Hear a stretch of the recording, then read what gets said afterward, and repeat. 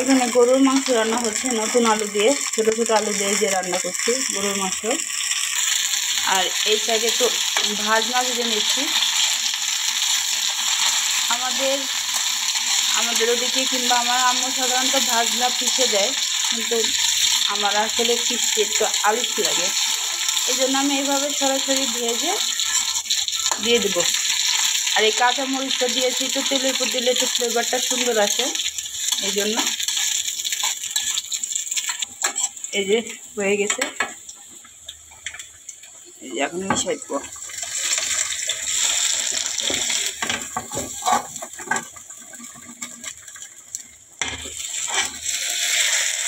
আর একটু জিরার গুঁড়া,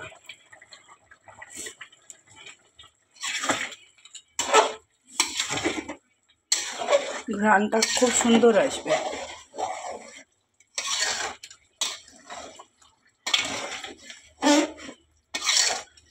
এখন ঝোলটা শুকায় নিতে হবে, তাহলেই হয়ে গেল নতুন আলু দিয়ে গরুর মাংস রেডি।